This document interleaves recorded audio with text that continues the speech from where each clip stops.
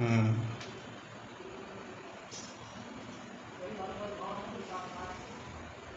उपसर्ग का प्रयोग होता है शब्द के आदि में, शब्द के मध्य में, शब्द के अंत में, इनमें से कोई नहीं। रोमी, जिसका नाम बोलेंगे वो बताएगा। शब्द के स्टार्टिंग होता है, ठीक। अब योग रूट शब्द तुम पढ़े नहीं हो तो नहीं बता सकते हो। चलो ठीक है, प्रत्यय उपसर्ग बता दिया हो ना। अब मैं एक दिन क्या करूँगा, क्वेश्चन पूरा करवा दूंगा, ठीक है। एक सीरीज ही करवा दूंगा क्वेश्चन का, 100 क्वेश्चन का, ठीक है ना, या 50 क्वेश्चन का पूरा सीरीज करवा देंगे। उसमें आप लोग को पूरा हर तरीक़ा से पूरा तैयार हो जाएगा। तब तक हम लोग क्या करते हैं, शुरू करते हैं दूसरा चीज़। आज हम लोग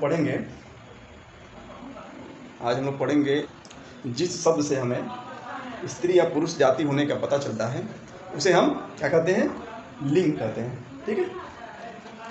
उसे हम लिंग कहते हैं।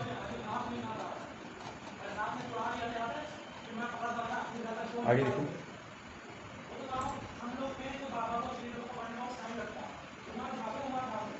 आगे नोट करके लिखो, नोट करके लिखो। लिंग शब्द का अर्थ होता है, लिंग शब्द का अर्थ होता है किसी पहचान का साधन या चिन्ह, कुछ भी कह सकते हैं इसको। ऐसे परिभाषा में लिखवा दिया हूँ, ऐसे समझने के लिखवा रहा था। अब देखो लिंग के ऐसे लिखो, हिंदी में लिंग को 2 भाग में बांटा गया है। ऐसे लिख लो, लिंग शब्द का अर्थ होता है चिन्ह या पहचान का साधन, चिन्ह या पहचान का साधन,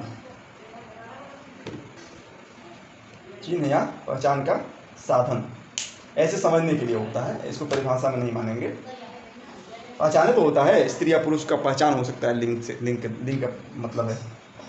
तो हमें आगे देखना है कि स्त्री को हिंदी में लिंग को दो लिंग पढ़ने को मिलता है महत्वपूर्ण रूप से। उभय लिंग भी हमको पढ़ने को मिलता है, लेकिन ज़्यादा हम लोग को इसमें हिंदी में 2 भाग में पढ़ना है। तो आप लोग लिख लो, लिंग के 2 भाग हैं, लिंग के 2 भाग। पहला लिखो पुल्लिंग, पहला पुल्लिंग, दूसरा लिख लो स्त्रीलिंग।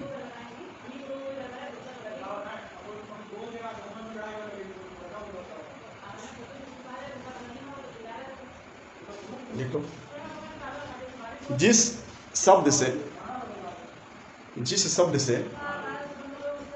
पुल्लिंग लिख के लिख लो, पुल्लिंग लिख के डैश लिख के लिखो। जिस शब्द से हमें पुल्लिंग, जिस शब्द से हमें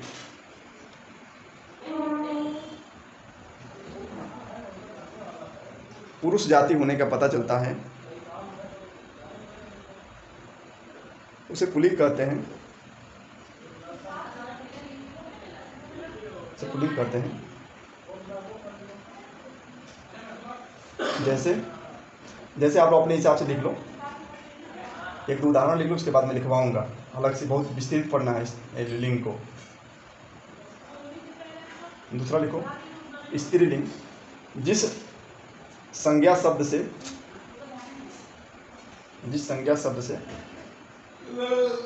स्त्री जाति होने का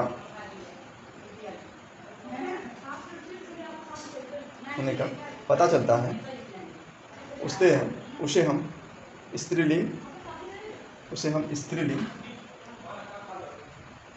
कहते हैं,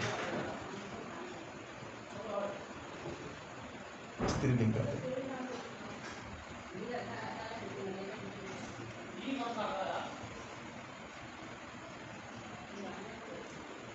अलग से लिखो, नोट करके लिख लो, उभय लिंग,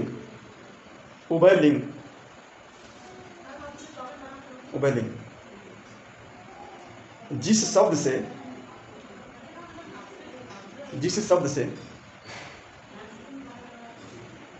दोनों लिंग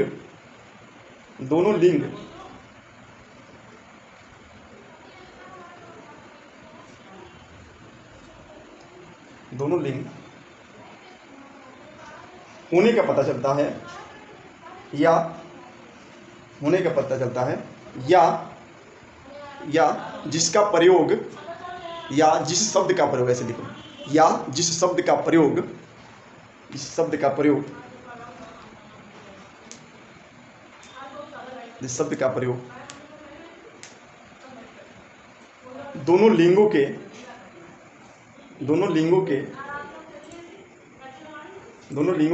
लिए, जिसका प्रयोग दोनों लिंगों के लिए होता है, उसे उभय लिंग कहते हैं। ठीक है, उभय लिंग कोई ऐसा नहीं है, ठीक है ना। उभय लिंग हम लोग हिंदी में तो नहीं पढ़ते हैं, इसका प्रयोग क्या होता है आगे समझा रहे हैं। हाँ, कौन है? ठीक है, तो उभय लिंग आप लोग को बात समझ में, अब मैं समझा रहा हूँ। स्त्री पुरुष, स्त्रीलिंग और पुरुष पुल्लिंग आप लोग समझ में आ गई होगी। ठीक है, यह एक शब्द है, आप लोग जाति से उसको, मतलब पुरुष और स्त्री इस शब्द से नहीं होता है कि भाई खाली लड़का लड़की घोड़ा घोड़ी, यही शब्द खाली स्त्रीलिंग पुल्लिंग की नहीं बात करता है। यहाँ तक कि स्त्रीलिंग में हम, पुल्लिंग में हम लोग यहाँ तक पढ़ते हैं दही क्या है, दूध क्या है, यहाँ तक सभी वस्तुओं तक भी स्त्रीलिंग पुल्लिंग में बांट दिया जाता है। ठीक है, आगे हम लोग को पढ़ने को मिलेगा, वस्तुओं तक भी स्त्रीलिंग पुल्लिंग के रूप में माना जाता है। उभय लिंग एक ऐसा शब्द है जो कि किसी के रूप में भी, मतलब दोनों चीज, स्त्रीलिंग हो या स्त्री हो या पुरुष हो, या स्त्रीलिंग हो या पुल्लिंग हो, किसी भी रूप में रहेगा तो दोनों के लिए वो शब्द का प्रयोग किया जाता है। एक उभय लिंग शब्द है, नया शब्द है। उसमें क्या है, प्रधानमंत्री। जब प्रधानमंत्री हम कहेंगे तो बताओ प्रधानमंत्री क्या लड़की या औरत बने, लेडीज बने या जेंट्स बने, उससे क्या मतलब है? वो तो पद वही रहेगा, शब्द वही रहेगा, तो उभय लिंग इसके अंतर्गत ये आ जाएगा। मंत्री हो गया, इंजीनियर हो गया, डॉक्टर हो गया, वकील हो गया। अब वकील को क्या पुरुष रहेगा तो वकील कहलाएगा, अब स्त्री रहेगा तो क्या वकील ही कहलाएगा? ऐसा नहीं होता है ना। तो ये क्या कहलाएंगे कि ये लोग, ये जो उभय लिंग शब्द होता है, ठीक है ना। डॉक्टर को डॉक्टर ही तो नहीं बोलेंगे, डॉक्टर को डॉक्टर ही बोलेंगे ना, दोनों लड़का रहे या लड़की रहे, उससे क्या मतलब, जेंट्स रहे या लेडीज रहे। ठीक है, तो ये उदाहरण के लिए आप लोग नोट करके लिखें। उभय लिंग में जैसे लिख लो प्रधानमंत्री, इंजीनियर, डॉक्टर, वकील इत्यादि लिख लो, इत्यादि।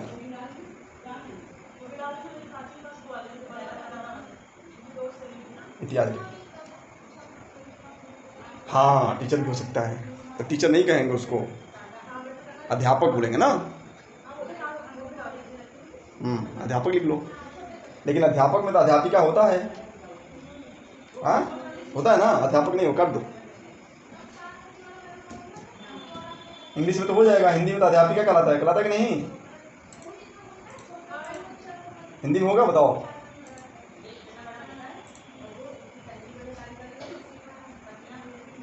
हिंदी में तो हो जाएगा, अध्यापिका होता है ना, अध्यापक अध्यापिका, लेकिन इंग्लिश में नहीं होता। इंग्लिश में टीचर होता है। तो इंग्लिश को यहाँ पर नहीं रखेंगे, टीचर शब्द नहीं लिखेंगे, अध्यापक लिख लो, इसमें अध्यापक नहीं आएगा। ठीक है बाबू, समझ में आया ना? बोलो, कंफ्यूजन हो तो बताना। हाँ, कौन पूछ रहा? ऐसे लिखो, आनी, आ बड़ी नी, आ बड़ी नी, इन्वर्टेड कामा में बंद कर लो इसको। आनी लिख के लिखो, आनी प्रत्यय से, प्रत्यय पढ़े थे ना हम लोगों, और प्रत्यय का यूज देखो कैसे हो रहा है। आनी प्रत्यय से लिख लो, पहला लिख लो ना, उसके बाद लिखो उसी में, आनी प्रत्यय से बनने वाले स्त्रीलिंग शब्द, आनी प्रत्यय से बनने वाले स्त्रीलिंग शब्द।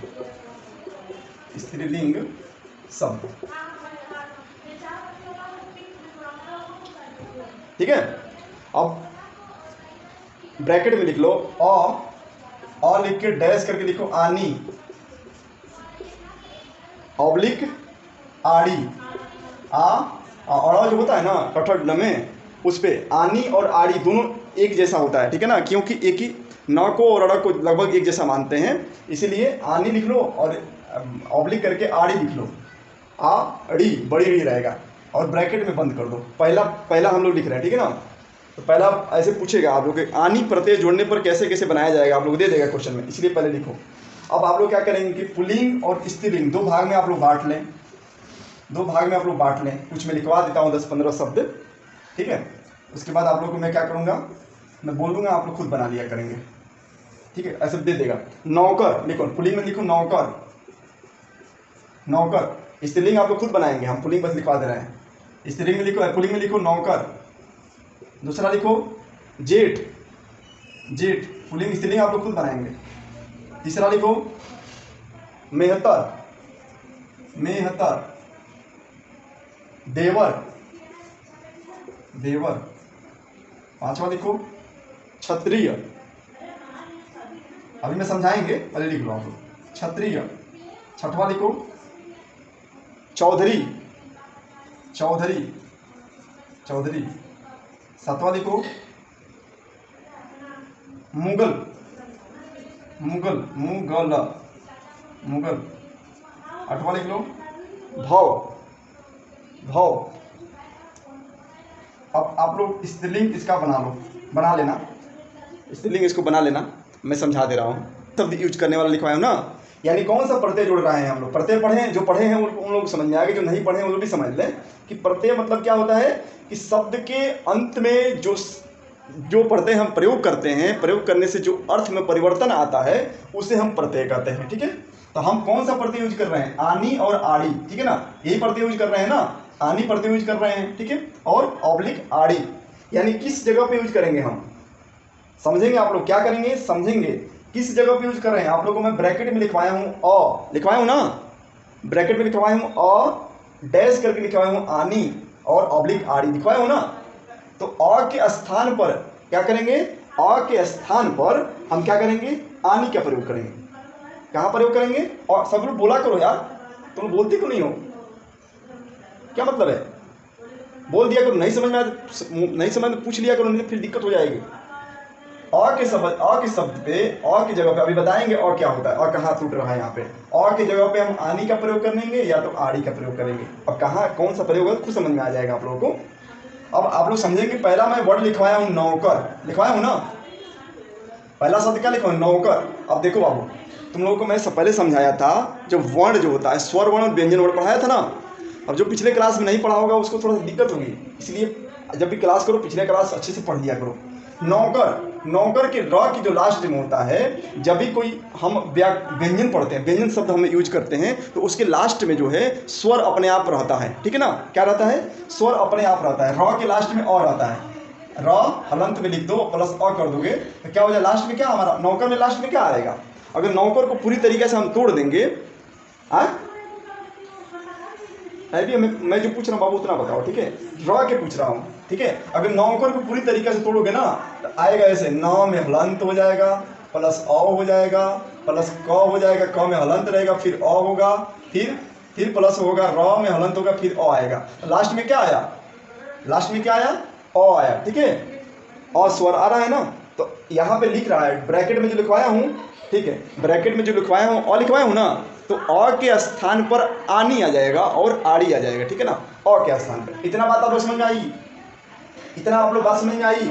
अब आप लोग को आसानी से समझ में आएगा कि हमको क्या करना है। नौकर लिखा है तो नौकर का क्या होगा, नौकर का नौकरानी। ठीक है, सब लोग जवाब दो। कृति तुमको नहीं समझ में आ रहा है क्या, आ रहा है ना, ठीक है। नौकर का नौकरानी, जेठ का बताओ तो, कृति बताओ जेठ का, बोलो। कृति तुमसे पूछ रहा हूँ, आने वाला किसी को कोई दिक्कत हो तुरंत पूछ लो, हमको उम्मीद है कि नहीं दिक्कत होना चाहिए। ठीक है, नौकरानी हो गया, जेठानी हो गया, मेहतरानी हो गया, देवरानी हो गया, छत्राड़ी हो गया, चौधरानी हो गया, मुगलानी हो गया और भवानी हो गया। हम लोग आने वाला पहला चीज़ कंप्लीट कर चुके हैं, पहला हम लोग प्रत्यय कंप्लीट कर चुके हैं। ठीक है, पहला हम लोग प्रत्यय कंप्लीट कर चुके हैं। अब दूसरा प्रत्यय कल से हम लोग पढ़ेंगे, आज हम लोग बस इतना ही। ठीक है, आधा घंटा ही आज क्लास नहीं, तो हमको और काम है। ठीक है, आज के लिए बस इतना ही। ठीक है, मिलते हैं हम लोग कल सुबह।